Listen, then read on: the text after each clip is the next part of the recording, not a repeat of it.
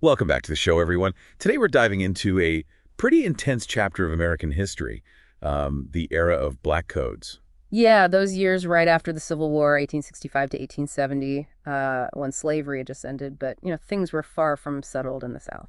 Definitely a time of huge upheaval. Hmm. The South is in chaos, economically, politically, socially, everything's up in the air.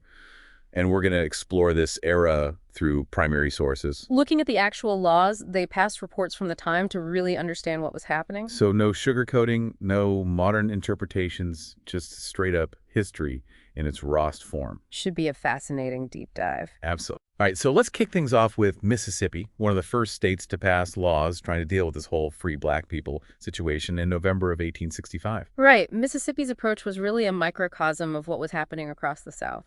It's interesting they granted some basic civil rights. Oh, really? Like what?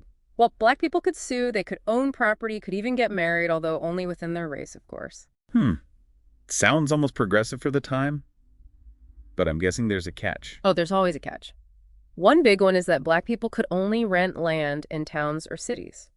So no owning rural land. That's a huge economic limitation right there. Exactly. It was a way to keep them confined to certain roles. And then there's the vagrancy law. Vagrancy law is always a red flag. What did that entail? Basically, every freedman had to have written proof of employment by January 1st, 1866. January 1st. So just weeks after slavery ends. You got it, or else they'd be labeled a vagrant and subject to all sorts of penalties. Wow. Talk about setting them up to fail. So being black and unemployed essentially made you a criminal. Pretty much. For white Southerners who were used to controlling every aspect of black people's lives, this was terrifying. This idea of free black people moving around, choosing their own work. It threatened their entire worldview. Absolutely. Vagrancy laws were a way to reassert control, criminalize black poverty, and limit their options. And what were the punishments for vagrancy? You're looking at fines, imprisonment, or even being hired out? Hired out. Doesn't that sound a lot like forced labor? It definitely blurs the lines, and it's no surprise that many in the North saw these laws as thinly veiled attempts to maintain a system of slavery. Yeah, it's hard to see it any other way. Then there's this whole apprenticeship system. On the surface, it almost sounds well-intentioned. Right. The idea was that orphaned kids, both black and white, could be apprenticed to learn a trade. Seems like they were trying to give them a leg up. It's a classic example of how these laws try to appear beneficial. But look closer and things get murky.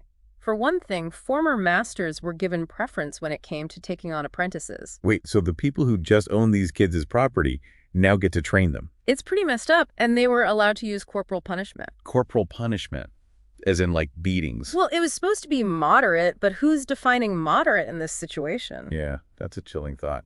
So was this really about opportunity or just another form of control? And to top it off, if an apprentice ran away, they faced harsh penalties. It all starts to sound less like apprenticeship and more like indentured servitude. Right. Suddenly, the system that seemed like a good idea on paper starts to look a lot like a new way to control black labor. So it's clear these black codes were about much more than just setting rules. They were about maintaining power, clinging to a system of white supremacy even after slavery had been abolished. It's a stark reminder of how deeply entrenched racism was in Southern society. Absolutely. And it makes you wonder what life was really like for those newly freed black people trying to build a future amidst all this legal and social chaos. That's a question worth pondering. And speaking of specific laws, South Carolina really took things to another level, didn't they? Oh, they went all out. Their labor laws were incredibly detailed, regulating pretty much every aspect of black people's working lives. Like what kind of details are we talking about here? We're talking work hours, behavior, even time off for meals. It's like they couldn't handle the thought of black people having any autonomy whatsoever. So on the surface, it's about order and efficiency. But let's be real. It's hard not to see this as a way to keep black people in line. Exactly. And they even had penalties for servants who left their jobs without good cause. But guess who defined good cause? I'm guessing it wasn't the black workers themselves? Nope. The white employer, of course. Maintaining that power dynamic was key. Right. And that brings us to the penal codes, the criminal laws. At first glance, they seem race neutral, but something tells me there's more to the story. You'd be right. Certain crimes had far harsher punishments for black people. Assault on a white woman, for instance, was a huge deal. which sadly echoes some of the racial injustices we still see today. It's a disturbing pattern that keeps repeating throughout history. And in Florida, get this, they allowed whipping as punishment for vagrancy, but only for black people. Whipping. We're talking post-Civil War America here. That's unbelievable. It really highlights the fact that this wasn't about equal justice. It was about control and sending a message. You can really sense this struggle, the South trying to rebuild, but unable to shake this belief in white supremacy. It's heartbreaking to see how it affected the lives of newly freed black people. It really is, and it's a stark reminder of how deeply ingrained racism was, not just in the South, but in American society as a whole. Speaking of which, I thought the North was supposed to be the champion of equality. Where were they in all this? That's where things get really interesting. You see, while the South was enacting these black codes, the North wasn't exactly a beacon of racial equality. They had their own version of these restrictive laws called black laws, and they were in effect long before the Civil War. Wait, seriously? I always thought the North was more progressive on racial issues. This really challenges those simple narratives we often tell ourselves about the North and South. To think these black laws were in effect before the Civil War. It really highlights how pervasive racial prejudice was across the entire nation. Wow, this is a pretty shocking revelation. So what exactly did these Northern black laws look like? Were they as restrictive as the black codes in the South? Well, they weren't quite as sweeping as the Southern black codes. But still discriminatory. Oh, absolutely. We're talking about limits on property ownership voting rights in some states. Black people were even barred from entering entirely. Seriously? Mm-hmm. So much for the North being the land of the free. This is heavy stuff. It's like even though slavery was abolished, they still couldn't shake this idea that black people were meant to be controlled. It's true, and it really challenges our assumptions about where racial prejudice existed in the U.S. at this time. You know, it's interesting how these laws often had this surface level of benevolence, like the apprenticeship system. Sounds great, helping orphans learn a trade, but then you look at who actually benefited, who held the power, and it gets pretty disturbing. It's crucial context for understanding the black codes. They weren't some isolated Southern phenomenon. They were a reflection of a broader American problem, a problem the nation was grappling with, even as it fought a war over slavery. It makes you wonder, was there really any part of the country where black people could truly be free and equal? That's a question that historians continue to debate. It's complex. There were certainly individuals and communities in the North who were genuinely committed to racial equality, but the systemic racism that led to the black codes was deeply ingrained across the nation. So we've got this patchwork of black codes across the South, and it's causing a stir up north. What happens next? Does the federal government step in? Well, you have to remember the federal government is also trying to reconstruct the South, both physically and politically, and these black codes threw a huge wrench in those plans. It's like they were trying to rebuild a house while someone keeps setting fire to the foundation. They just couldn't let go of this desire to control black people's lives. Exactly. The black codes were seen as a direct challenge to federal authority, a blatant attempt to undermine the progress made during the Civil War. So how did the federal government respond? Did they just sit back and watch this happen? Oh no, the response was swift and decisive. Congress, led by the radical Republicans, refused to seat the newly elected representatives from the southern states. Wow, that's a power move. But why was that such a big deal? Congress basically said, nope, you can't just try to secede, come back, and pretend nothing happened. By refusing to seat those representatives, they were saying these Southern governments weren't legitimate, especially since they were built on denying basic rights to freedmen. So they were calling their bluff. What did they do to counteract these black codes? Did they have a plan? They did. They passed a series of groundbreaking laws, starting with the Civil Rights Act of 1866. The Civil Rights Act. Now that's a name that carries a lot of weight. It did. It granted citizenship to all people born in the U.S., regardless of race, and guaranteed equal protection under the law.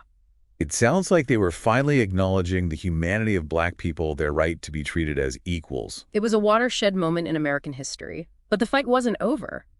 President Andrew Johnson, a Southerner himself, actually vetoed the Civil Rights Act. He did what? He was against granting equal rights to black people. I mean, wasn't the whole point of the Civil War to end slavery and bring about equality? He argued that it was an overreach of federal power, that states should have the right to govern themselves. But Congress, determined to protect the rights of freedmen, overrode his veto. It was a major political showdown. This is like a real-life political thriller. Yeah. And it shows just how divided the country still was, even after the war. And the divisions ran deep. Congress went on to pass the Reconstruction Acts, which divided the South into military districts and required states to ratify the 14th Amendment, the one that enshrined equal protection and due process in the Constitution, before they could rejoin the Union. So basically, the federal government was taking a much more hands-on approach to Reconstruction. Absolutely. They were determined to remake the South in the image of the North to ensure that Black people had a chance at a real future. And what about the Black Codes? Did they just disappear? Were they still enforced? Most were repealed or struck down by federal courts. The era of Black codes was essentially over, though the struggle for racial equality was far from won. So what does this all mean? What can we learn from this deep dive into the Black Codes? I think it shows us the power of laws to both oppress and liberate. The Black codes were a desperate attempt to cling to a system of racial hierarchy, but they ultimately backfired. They sparked a backlash that led to some of the most important legal and social changes in American history. It's a reminder that progress isn't linear. There are always going to be setbacks, people who resist change. But ultimately, the arc of history bends towards justice. Well said. And it leaves us with a final thought. The Black codes were a product of their time, but they also reflect enduring patterns of racism and inequality that we still grapple with today. It's a reminder that we can't just study history. We have to learn from it. We have to be vigilant in defending the rights of all people and never take our freedoms for granted. Indeed. The past is never truly past. It informs the present, and it's up to us to shape the future we want to see. And that's a wrap on this first part of our deep dive into the Black Codes. Until next time, keep thinking critically, keep questioning, and keep learning from the past to build a better future.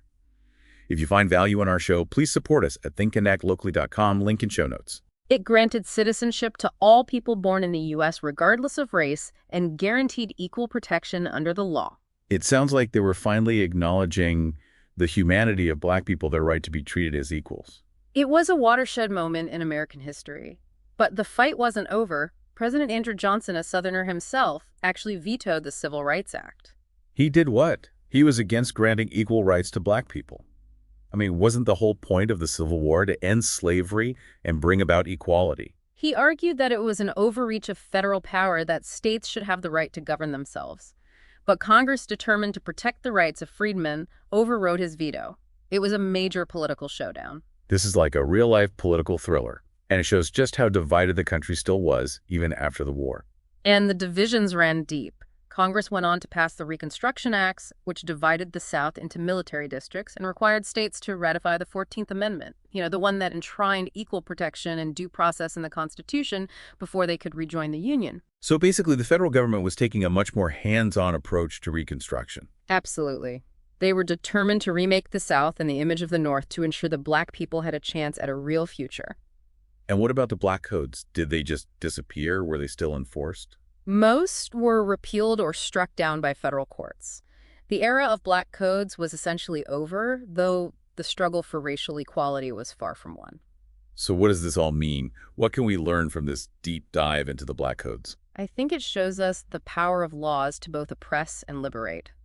The Black codes were a desperate attempt to cling to a system of racial hierarchy, but they ultimately backfired.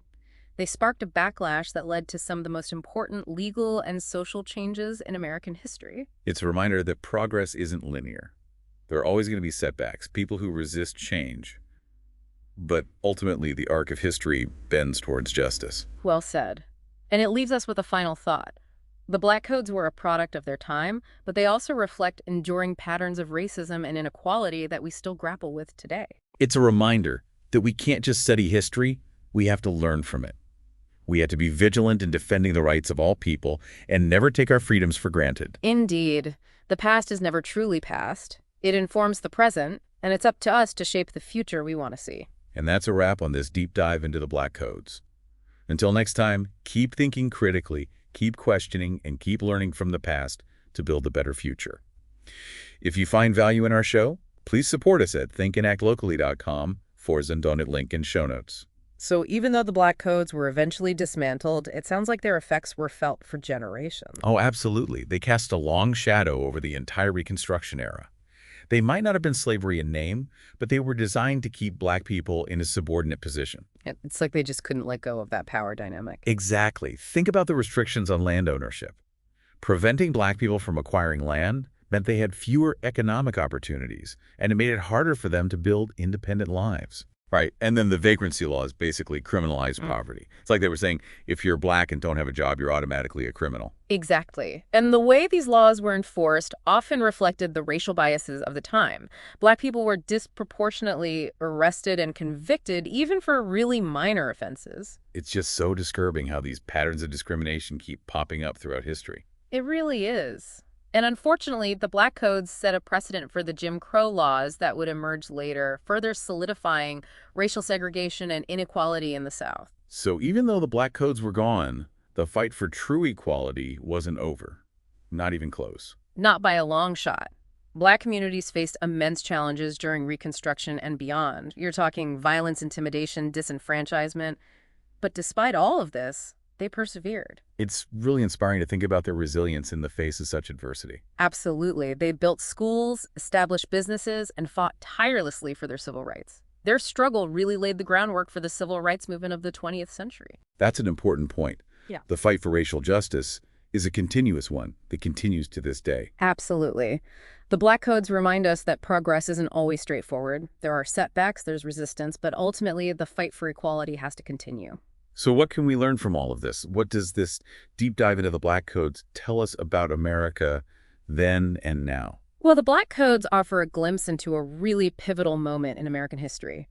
They expose the deep-seated racism that was so pervasive in society and the lengths to which those in power would go to maintain that system of racial hierarchy. It's a reminder that we can't simply erase the past. We have to confront it, understand it, and most importantly, learn from it. And it really underscores the importance of being vigilant. We have to constantly be on guard against attempts to erode the rights of marginalized groups. It's a never-ending fight. The fight for justice and equality is something we all have a part in. It's an ongoing effort. Well said. The Black Codes may be a relic of the past, but the lessons we can learn from them are as relevant as ever. That's a really powerful thought to end on. Thanks so much for taking us on this deep dive into such a complex and challenging period of history. My pleasure. And to our listeners, thank you so much for joining us on this journey. We hope you found this deep dive insightful and thought-provoking. We hope it gets you thinking about the ongoing struggle for racial justice in America. If you find value in our show, please support us at thinkandactlocally.com/donate link in the show notes.